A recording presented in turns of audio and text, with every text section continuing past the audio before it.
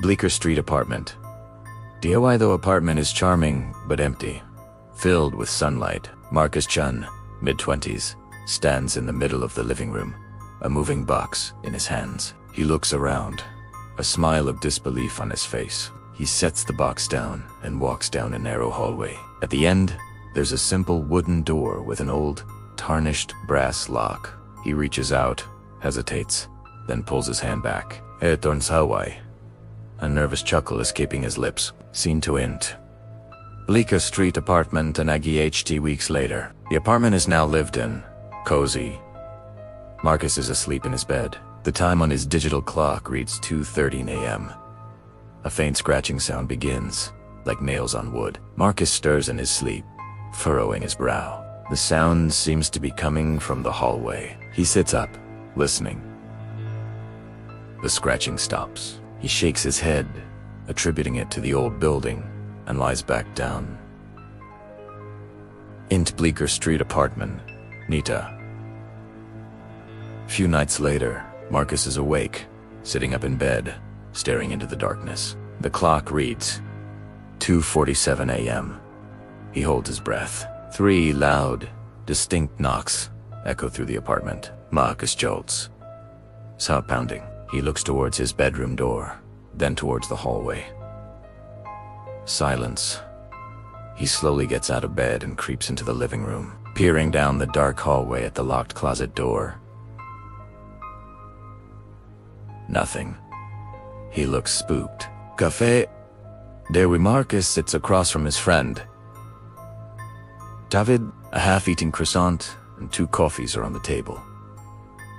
Marcus looks tired, his eyes baggy. MRCUS, it's not just mice. David Turnox. Every night. Exactly at 2:47. Then, breathing Davi look. It's called hypnagogia. Auditory hallucinations. You just moved. You're stressed. Your brain is playing tricks on you between being awake and asleep. It's totally normal. MRCUS, it feels real. DAV to get some noise-canceling headphones. A white noise machine. You'll sleep like a baby. Trust me. Scene 5. Int. Bleecker Street apartment. DIY sunlight streams into the apartment. Marcus is at his kitchen table, a journal open in front of him. He's flipping through the pages, his expression shifting from confusion to pure terror. His own handwriting details the nightly occurrences, but underneath his entries, in a spidery, different script, are new words. Under 3 knocks. It now says, I knock for you.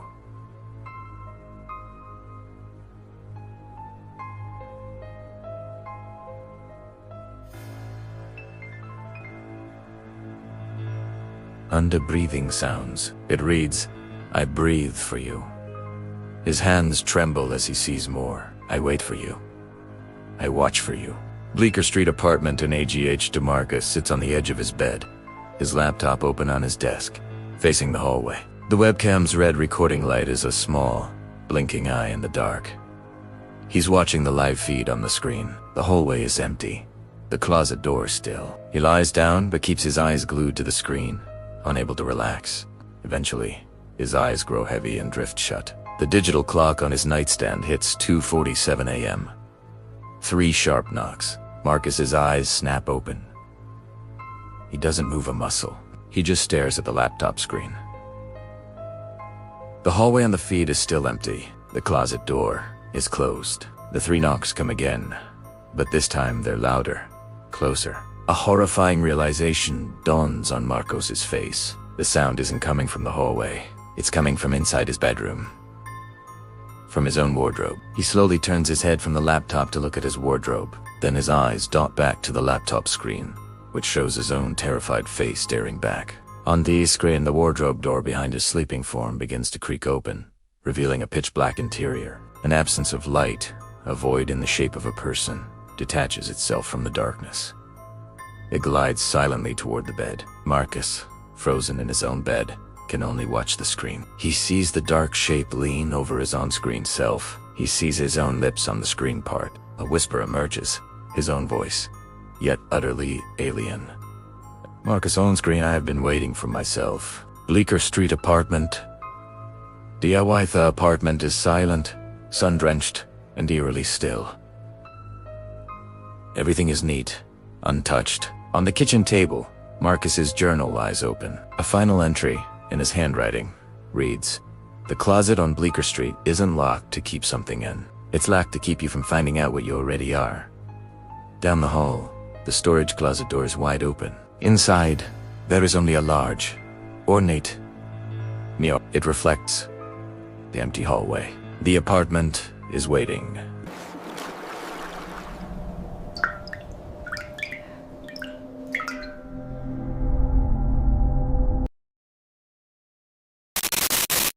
Dr. Helen Marchand had practiced psychiatry in Lakefield for 23 years when she received the strangest referral of her career. The patient, a woman named Clara Vance, had been found wandering the shores of Quechuanuca Lake in a catatonic state, muttering the same phrase repeatedly.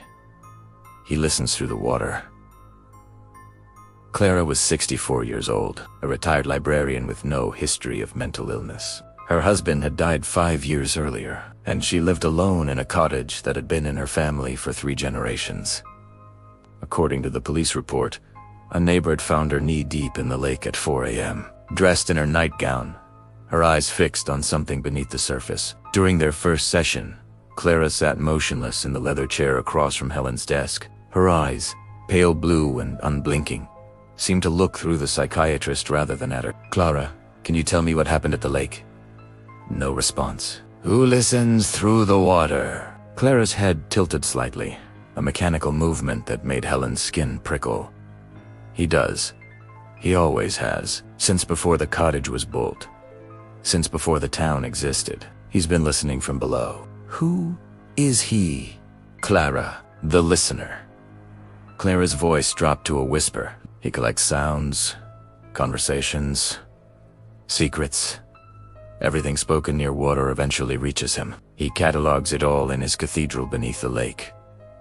Helen made careful notes, her training kicking in. Delusional disorder, possibly triggered by grief and isolation. The lake imagery suggested a subconscious connection to death and the underworld. She prescribed medication and scheduled weekly sessions.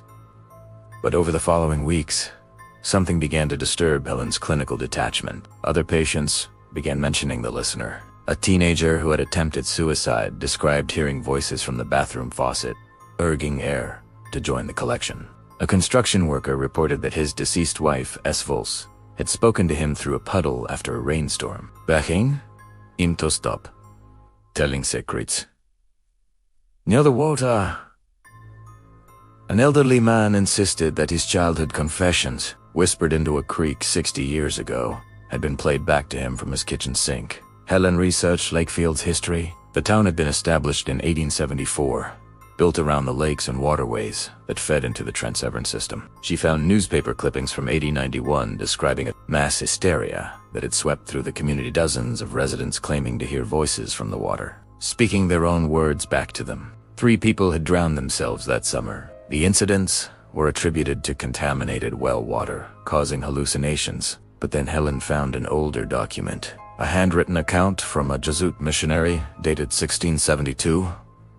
"The indigenous Anishinaabe people," he wrote, "avoided a particular section of the lake system. Te Kaidit, the place where words go to die. They believed an entity lived beneath the water, not a god, not a spirit, but something older, something that had existed since the world was silent, and that hungered for sound." Helen told herself it was coincidence. Local folklore influencing suggestible minds.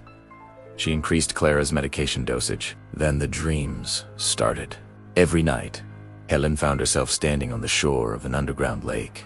The water was perfectly still, black as oil, and impossibly vast, stretching beyond the limits of her vision into an eternal darkness. She could hear sounds rising from the depths, whispered conversations, fragments of arguments, confessions of love and hate and fear, thousands of voices, millions, layered over each other in a cacophony that somehow remained distinct, and beneath it all, something was listening. She could feel its attention like a physical weight, ancient and patient and hungry. she began avoiding water. She stopped showering and switched to dry shampoo and wet wipes. She drank bottled water in silence, never speaking while the cap was off. Her colleagues noticed her deterioration, the dark circles under her eyes, the way she flinched when someone turned on a faucet. The breakthrough came during her final session with Clara. "You've heard him now," Clara said, her voice eerily calm. "I can see it in your eyes. He's marked you. There's nothing in the leg, Clara. It's a delusion we're both experiencing. Shared psychosis, possibly induced by a scheme," Clara interrupted. "Go to the water and speak a secret you've never told anyone. Then, listen. He'll give it back to you, and you'll know." Helen didn't intend to follow Clara's instructions, but that night, unable to sleep, she found herself driving to the lake. The cottage where Clara had lived stood dark and empty on the shore, its windows like blind eyes. She walked to the water's edge. The lake was still, reflecting the stars with perfect clarity. She stood there for a long moment, her heart pounding, her rational mind screaming at her to leave. Then she spoke. She whispered the secret she had carried for 40 years of the things she had done as a medical student. The mistakes she had buried so deep she had almost convinced herself it never happened. Her volts barely disturbed the air, softer than the wind. Slions. She let out a breath she hadn't known she was holding. Of course, nothing happened. She was a psychiatrist having a psychotic break, and she needed to. The water rippled. From somewhere beneath the surface, she heard her own voice speaking the words she had just whispered. But it wasn't a recording. It was wrong, stretched and distorted, as if something was learning how to pronounce them. And behind her voice, she heard thousands of others speaking their own secrets in a chorus that rose from the depths. And beneath it all, she heard breathing. Dr. Helen Martian's car was found the next morning at the lake's edge, empty. Her body was never recovered. Her case files were sealed, her patients transferred to other practitioners. But sometimes, late at night, the people of Lakefield still avoid speaking near water. And sometimes, when the lake is very still, they swear they can hear a voice from below, a voice that sounds almost like their own, whispering words they've never shared with anyone. The listener, after all, is always collecting.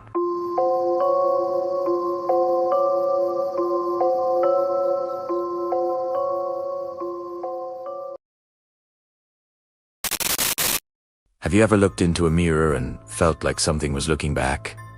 Not just your own reflection, but something else. Something watching from just beyond the glass. This is the chilling story of Stefan, a photographer who thought he found the perfect home, but instead found a living nightmare. Stefan was always drawn to the unusual, the forgotten corners of the world. That's what led him to a small, sun-drenched town in Mexico. There, nestled on a quiet street, was a house unlike any other he'd ever seen. From the outside, it was unassuming. But inside, every wall was covered in mirrors, floor to ceiling, wall to wall, an endless labyrinth of reflections. For a photographer, it was a dream, a canvas of light and angles. He bought it immediately, imagining the incredible photos he would create. The first few weeks were magical. Stefan spent his days capturing the way sunlight danced through the mirrored halls, creating infinite corridors of light. But as the sun went down, the house changed. The reflections became distorted, warped. At first, it was subtle, a flicker of movement in the corner of his eye, a shadow that seemed to have a life of its own. He'd spin around, camera ready, but find nothing. He dismissed it as tricks of the light, his imagination running wild in this disorienting space. Then, he started hearing things, a soft whisper, like a sigh on the wind, that seemed to come from the mirrors themselves. Sometimes, he'd hear faint, melodic humming. He tried to record the sounds, but his equipment picked up nothing but silence. He was starting to feel like he wasn't alone. He began to see her, a fleeting image in the glass, a woman with long, dark hair and eyes filled with an ancient sadness. She would appear for a split second in a distant reflection, only to vanish when he tried to focus. Instead of being scared, Stefan became obsessed. This was the ultimate subject, a ghost in the glass. He set up cameras all over the house, determined to capture definitive proof of the woman in the mirror. He spent his days and nights glued to the monitors, poring over hours of footage. He learned her patterns. She appeared most often at dusk and dawn, the liminal hours between day and night. Her reflection would sometimes linger, her expression one of deep sorrow, as if she was trying to communicate. Trapped just beyond his reach, his obsession consumed him. He stopped eating, stopped sleeping. His world shrank to the four mirrored walls of the house and the ghostly face on his screens. He felt a strange connection to her, a mix of pity and fascination. He spoke to her, asking her name, her story. The only reply was the mournful silence of the house and her sad, fleeting image. He started to believe she was a prisoner, her soul bound to the reflections. One evening, as a storm raged outside, the house felt different. The air was thick, heavy with an unseen energy. The power flickered and died, plunging the mirrored labyrinth into near darkness, lit only by flashes of lightning. Stefan grabbed his most sensitive camera and a flashlight, his heart pounding with a mix of fear and excitement. He felt her presence stronger than ever before. He walked into the main hall, a vast room where every wall was a single, unbroken sheet of mirror. As lightning illuminated the space, he saw her. She wasn't just in one reflection. She was in all of them, hundreds of her, staring at him with those same sorrowful eyes. But this time, something had changed. The sadness was gone, replaced by a chilling, hollow emptiness. He raised his camera, his hands trembling. Through the lens, he saw her reflection move. It wasn't mirroring him anymore. Slowly, deliberately, the reflection of the woman began to raise a hand, not toward him, but toward the surface of the mirror from her side. Her fingers touched the glass, and from his side, the mirror's surface rippled like water. A low, guttural moan echoed through the hall, not from the house, but from inside the mirrors themselves. Panic seized him. This wasn't a sad, trapped spirit. It was something else, something trying to cross over. The reflection's hand began to push, the glass distorting, bulging outward toward him. In that terrifying moment, Stefan understood. The house wasn't her prison. It was a gateway, and he had just spent weeks inviting her through. He didn't wait to see what happened next. He dropped his camera and ran. He fled the house of mirrors, leaving behind his equipment, his obsession, and the ghostly woman. He never went back. The house remains, silent and empty, on that quiet street in Mexico. Its mirrors are dusty now, but they still work. They continue to collect reflections, patiently waiting for the next person curious enough to step inside and see who or what is looking back. Thanks for watching. If you enjoyed this story, be sure to like and subscribe for more tales from the shadows.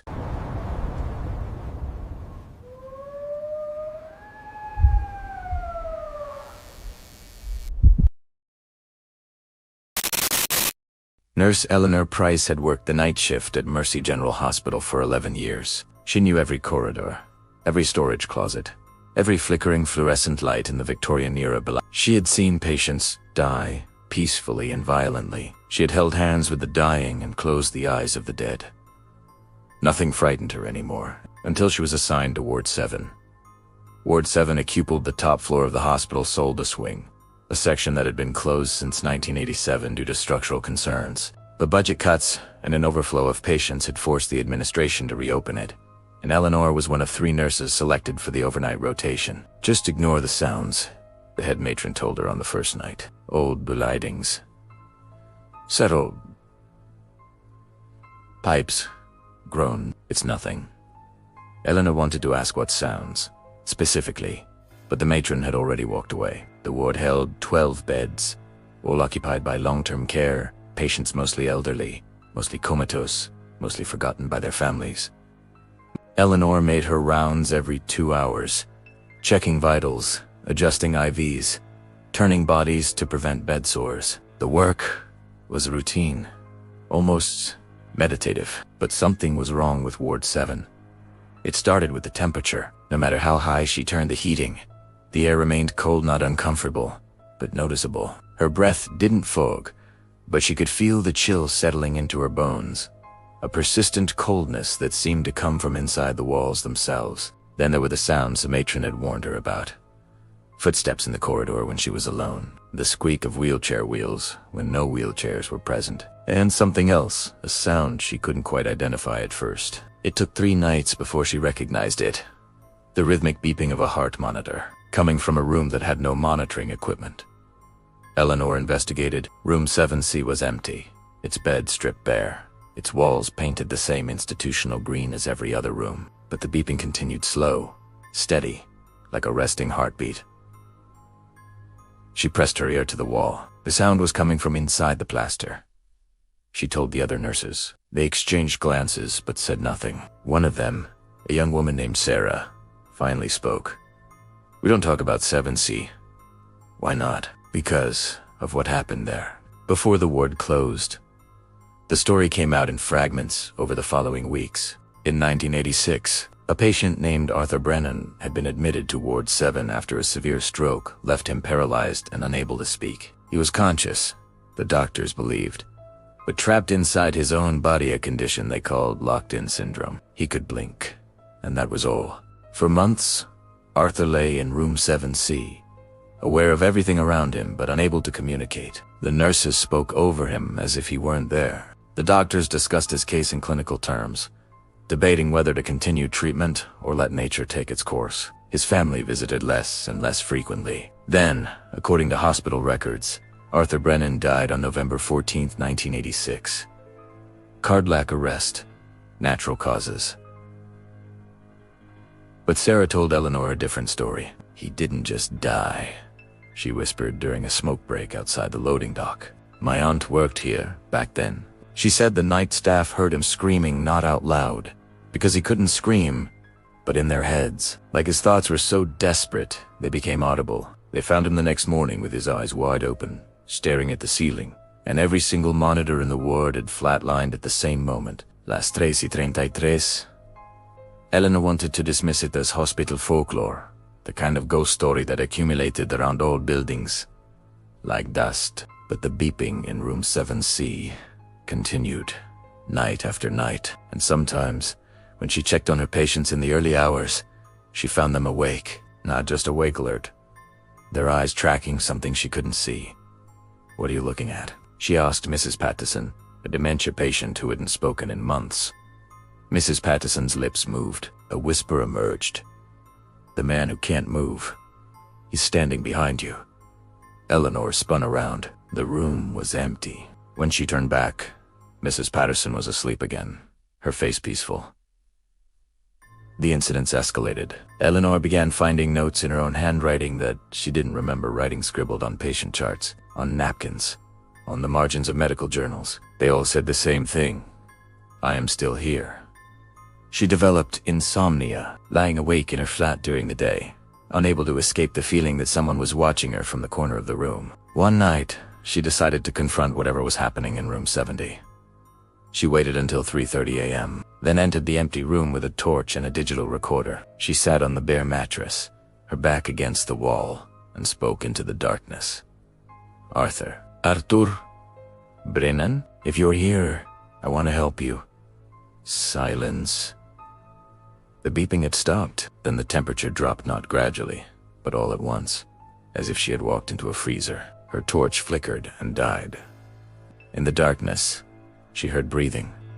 Not her own. Something ragged, desperate, ilk a man fighting for air. And then she felt it. A pressure against her chest, pushing her down onto the bed. She couldn't move. Her arms wouldn't respond. Her legs were paralyzed. She tried to scream, but no sound came out. Locked in? Syndrome. She was experiencing what Arthur Brennan had experienced, conscious, aware, but utterly helpless. She could feel her heart pounding, could see the ceiling above her and the faint light from the corridor, could hear footsteps approaching and then receding without stopping to help. Minutes passed. Hours. She couldn't tell. Time became meaningless when you couldn't move, couldn't speak, couldn't do anything but think and feel and fear. Then, just as suddenly as it had begun, the paralysis lifted. Eleanor gasped, rolling off the bed and crawling toward the door on hands and knees. She didn't stop until she reached the nurse's station, where she sat, shaking until dawn. She requested a transfer the next day. The matron approved it without question. But the story doesn't end there. 2 weeks later, Eleanor was cleaning out her locker when she found a folded piece of paper she didn't remember putting there.